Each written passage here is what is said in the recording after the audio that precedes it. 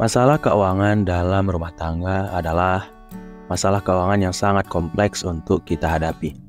Karena dalam rumah tangga kita harus memikul beban-beban yang ditanggung oleh masing-masing anggota keluarga dengan membuat semua kebutuhan tercukupi dari beberapa sumber pendapatan atau mungkin dari hanya satu sumber pendapatan. Kebutuhan-kebutuhan yang menumpuk dan menjadi semakin banyak inilah yang membuat kompleksitas dari masalah ekonomi yang ada dalam rumah tangga menjadi sangat kompleks.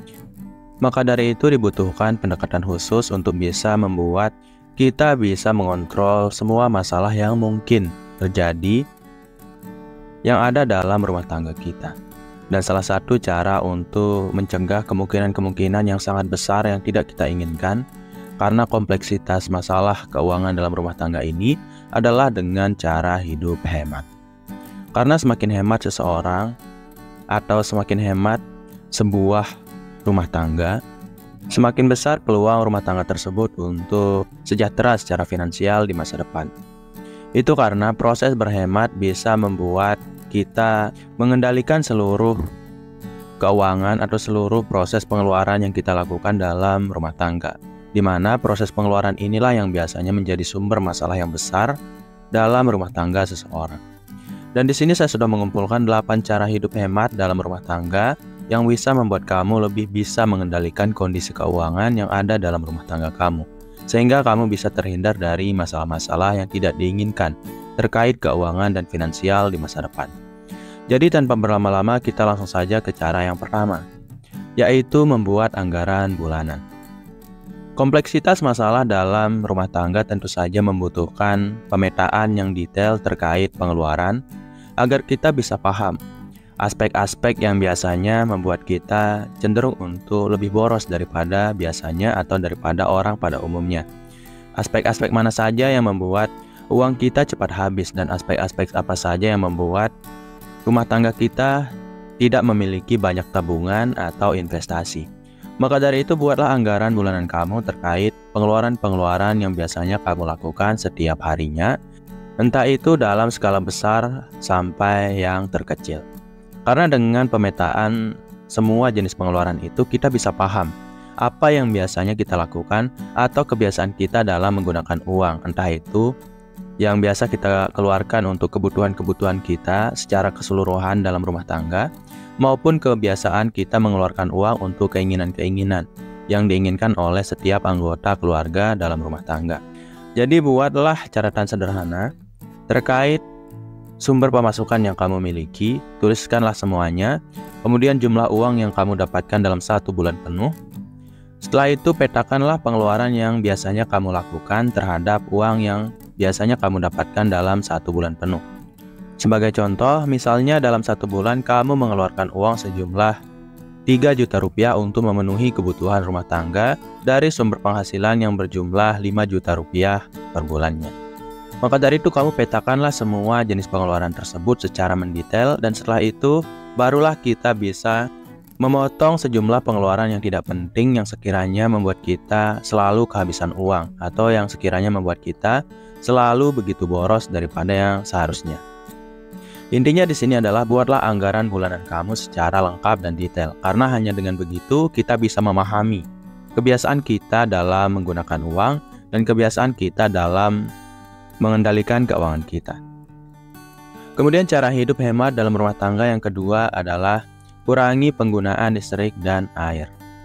Setelah kamu membuat anggaran bulanan dan kamu paham bagian-bagian mana saja yang harus kamu potong dari pengeluaran kamu setiap harinya, saran berikutnya adalah kamu harus bisa mengurangi penggunaan listrik dan air. Dan saran ini akan sangat bermanfaat bagi kamu yang merupakan seorang yang sudah berkeluarga, tapi penghasilan per bulan dari rumah tangga kamu itu tidak sebesar atau sebanyak yang kamu harapkan. Maka dari itu di sini kita harus bisa memotong pengeluaran-pengeluaran atau penggunaan-penggunaan barang-barang atau alat-alat untuk bisa menjadi orang yang lebih sejahtera secara finansial. Dan hal yang paling sederhana yang bisa kita kurangi untuk bisa menjadi lebih hemat dalam rumah tangga adalah dengan mengurangi penggunaan listrik dan air. Namun ceritanya akan berbeda jika kamu memiliki rumah tangga yang mendapatkan cukup banyak uang setiap bulannya. kamu bisa fokus untuk mengurangi penggunaan barang-barang dalam jenis hal yang lain. Misalnya dari kuota internet atau dari proses belanja impulsif yang terlalu sering dilakukan. Akan tetapi jika pendapatan kamu masih kurang atau hanya fokus untuk kebutuhan pokok dan kamu masih tetap merasa kekurangan, kurangilah pengeluaran-pengeluaran dalam kebutuhan pokok yang sekiranya bisa kita kurangi penggunaannya seperti listrik dan air ini. Kemudian cara hidup hemat dalam rumah tangga yang ketiga adalah belanja dengan cerdas. Seperti yang kita ketahui, masyarakat kita di Indonesia selalu memiliki kebiasaan yang tidak baik dalam berbelanja, yaitu berbelanja secara impulsif. Dimana mungkin kamu yang sebelum menonton video ini adalah orang yang sedang scroll-scroll sosial media, scroll-scroll toko online, yang mana dalam toko online tersebut kamu melihat barang-barang yang menarik dan ingin kamu beli. Ketertarikan instan inilah yang membuat kita kadang menghabiskan uang terlalu berlebihan daripada yang seharusnya. Karena kita sebagai manusia itu memiliki keinginan-keinginan. Di mana saat kita melihat toko online, kita pasti memiliki keinginan terhadap beberapa barang yang kita lihat, yang mana kita sebenarnya tidak membutuhkannya. Yang pada akhirnya kita malah membeli sesuatu yang sia-sia. Maka dari itu kita harus bisa berbelanja dengan cerdas.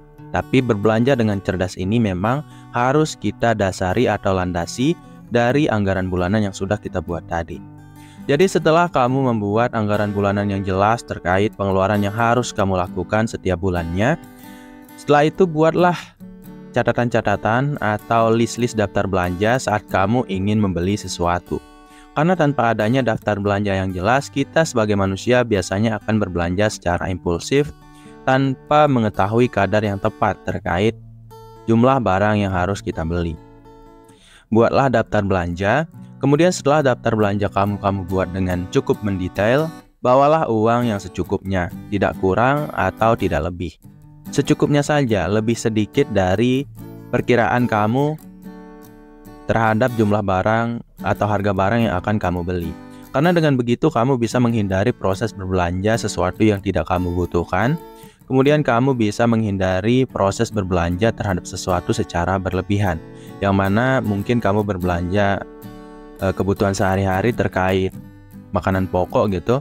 Takutnya juga nanti kalau kamu berbelanja secara berlebihan, tidak semua dari barang yang kamu beli itu bisa kamu gunakan karena terlalu banyak. Ya, jadi sebagiannya itu jadi busuk seperti itu. Jadi buatlah daftar belanja yang mendetail dan hindarilah proses berbelanja impulsif. Intinya berbelanjalah dengan lebih cerdas daripada sebelumnya. Kemudian cara hidup hemat dalam rumah tangga yang keempat adalah masak di rumah. Kita yang ada dalam rumah tangga memang memiliki keinginan-keinginan kita pribadi. Misalnya kita memiliki 4 orang dalam satu rumah tangga, pasti 4 orang tersebut memiliki keinginan-keinginan dan kebutuhan-kebutuhannya masing-masing. Yang mana membuat uang kita dalam jumlah berapapun kadang tidak pernah cukup rasanya. Ya itu karena ya keinginan-keinginan yang banyak itu jika kita gabungkan dan kita akumulasikan menjadi satu bentuk rumah tangga, keinginan tersebut menjadi banyak. Dan disinilah fungsi dari berhemat yang bisa kita terapkan, apalagi jika kita adalah orang yang mengontrol keuangan atau finansial rumah tangga tersebut. Dan salah satu hal yang bisa kita lakukan dalam memotong semua jenis pengeluaran atau dalam berhemat, yaitu dengan lebih banyak memasak di rumah. Tidak sedikit dari beberapa rumah tangga itu cenderung untuk malas atau tidak sempat untuk memasak misalnya, atau tidak memiliki waktu, kadang lupa untuk memasak di rumah, yang pada akhirnya membuat beberapa orang memilih untuk membeli masakan di luar. Yang padahal itu adalah sebuah pemborosan yang tidak kita sadari. Karena ya pengeluarannya itu tidak besar, kita hanya mengeluarkan sedikit uang. Tapi kalau kita terbiasa untuk melakukan hal yang sama, kita akan pada akhirnya mengeluarkan uang jauh lebih besar daripada pengeluaran-pengeluaran yang besar pada umumnya, yang benar-benar besar gitu. Misalnya ya kredit smartphone atau sebagainya. Jadi ya proses membeli makanan di luar atau makan di luar adalah sebuah proses yang mengeluarkan uang sedikit. Tapi kalau kita kalkulasikan, jumlah pengeluaran yang kita lakukan dalam membeli makanan di luar itu akan sangat boros jika dibandingkan saat kita masak sendiri di rumah. Kadang satu porsi harga makanan di luar itu bisa bernilai 10 porsi dalam makanan yang kita konsumsi jika kita memasak secara mandiri di rumah. Maka ya usahakan untuk lebih banyak masak makanan kamu secara mandiri di dalam rumah tangga kamu itu sendiri. Kemudian cara hidup hemat dalam rumah tangga yang kelima adalah mengurangi pengeluaran hiburan. Memang tidak bisa dipungkiri kalau hiburan itu adalah aspek yang penting untuk membuat mental seseorang menjadi lebih sehat, untuk membuat mood seseorang menjadi lebih bersemangat dalam bekerja, dalam belajar, maupun dalam beraktivitas setiap harinya. Tapi tentu saja pengeluaran hiburan itu haruslah kita kontrol, jangan sampai terlalu mahal dan membludak. Karena kita merasa bahwa kita ini sedang dalam posisi yang tidak baik, kita kadang merasa bahwa kita harus mengeluarkan cukup banyak uang untuk memenuhi kebutuhan kita terhadap hiburan. Seperti kita kadang membeli smartphone yang mahal terbaru hanya untuk bermain game, kita membeli TV yang terlalu mahal hanya untuk menonton TV dengan lebih puas, dan sebagainya. Yang padahal hiburan-hiburan ini bisa kita dapatkan dari hal-hal yang lebih sederhana. Dan inilah faktor yang bisa kita kurangi jika kita memiliki uang yang tidak terlalu banyak dalam rumah tangga kita. Apalagi jika kita memiliki keterbatasan kita sendiri yang harus kita tanggung setiap harinya. Maka dari itu ya kurangilah pengeluaran hiburan kamu. Kalaupun kamu tetap membutuhkan hiburan, buatlah hiburan-hiburan atau dapatkanlah hiburan-hiburan yang lebih sederhana dan murah daripada yang terlalu mahal yang biasa dilakukan oleh orang pada umumnya. Tidak perlu mahal, mood tersebut bisa kita dapatkan dari hobi atau hiburan-hiburan yang terjangkau juga. Kemudian cara hidup hemat dalam rumah tangga yang keenam adalah gunakan transportasi umum. Transportasi umum adalah jenis transportasi yang paling murah yang bisa kita dapatkan. Itu karena ya transportasi umum ini bisa kita manfaatkan dengan lebih baik tanpa harus membayar pajak, tanpa harus membayar biaya-biaya perbaikan ataupun ganti oli. Maka dari itu transportasi umum ini memang sebenarnya jauh lebih murah jika kita bandingkan dengan kendaraan pribadi. Karena kendaraan pribadi akan membuat kamu mengeluarkan lebih banyak uang. Kamu harus bayar pajak, mengganti oli, membeli bahan bakar, kemudian kamu juga harus memperbaiki kendaraan tersebut kalau ada kerusakan suatu saat. Dan jika kamu merasa bahwa rumah tangga kamu sebenarnya dalam keadaan yang tidak terlalu mensupport untuk kendaraan pribadi, atau kamu memiliki rumah tangga yang keadaannya pas-pasan, sebaiknya kamu mempertimbangkan untuk menggunakan transportasi umum mulai sekarang. Kalaupun jarak dari tempat kamu bekerja atau sekolah dari anak-anak kamu itu dekat, sebaiknya ya kamu juga memanfaatkan jalan kaki dan bersepeda yang akan jauh lebih irit dan hemat daripada kendaraan-kendaraan lain. Kemudian cara hidup hemat dalam rumah tangga yang ketujuh adalah beli barang bekas yang berkualitas. Ya, ini adalah hal yang selalu saya lakukan, di mana saya kalau membutuhkan sebuah barang, entah itu barang elektronik atau apapun itu, saya selalu membeli yang second atau yang bekas, tapi tentu saja berkualitas. Jadi di sini ada dua aspek yang bisa kita lihat, bekas dan berkualitas. Bekas berarti kita berkemungkinan untuk mendapatkan barang yang lebih buruk daripada barang yang baru. Berkualitas berarti kita harus berpikir lebih banyak, meneliti lebih banyak, dan mengobservasi lebih banyak dari barang yang ingin kita beli, sehingga kita bisa mendapatkan barang yang layak dan berkualitas. Dan inilah kerumitan yang datang saat kita membeli sebuah barang. Kalau kita membeli barang baru, kita tidak perlu berpikir dan meneliti barang tersebut secara mendetail. Kita hanya membelinya, kita pasti akan mendapatkan kemungkinan yang sangat tinggi untuk memperoleh barang yang berkualitas tinggi. Tapi kalau kita ingin membeli barang bekas, kadang kita bisa membeli barang yang lebih mahal dari kualitas barang tersebut, kemudian juga bisa lebih murah dari kualitas barang tersebut. Tapi kalau kamu paham apa yang harus kamu lihat saat membeli barang, Dan bagaimana kamu meneliti barang yang ingin kamu beli, kamu pasti akan mendapatkan barang yang berkualitas, yang mana akan jauh lebih menguntungkan saat kamu membeli barang berkualitas dengan harga lebih murah daripada harga baru yang tentu saja akan jauh lebih mahal. Dan cara ini bisa kamu terapkan dalam rumah tangga kamu. Tentu saja hanya fokus pada barang-barang yang kamu butuhkan, bukan barang-barang yang kamu inginkan. Karena ya kalau kita membeli barang second dalam taraf keinginan-keinginan pribadi, tentu saja itu akan termasuk dalam pemborosan. Karena ya kita pada akhirnya hanya memenuhi keinginan-keinginan kita. Kita tidak benar-benar membutuhkan barang-barang tersebut yang uangnya bisa kita alokasikan untuk banyak hal lain yang lebih penting. Kemudian yang terakhir atau cara hidup hemat dalam rumah tangga yang ke-8 adalah memanfaatkan teknologi untuk berhemat. Kamu bisa mencari aplikasi-aplikasi untuk bisa menghitung pengeluaran kamu setiap bulannya. Kamu bisa memanfaatkan kalkulator untuk mengkalkulasi berapa uang yang seharusnya kamu keluarkan dalam jenis atau taraf rumah tangga dan kebutuhan rumah tangga yang kamu miliki setiap bulannya.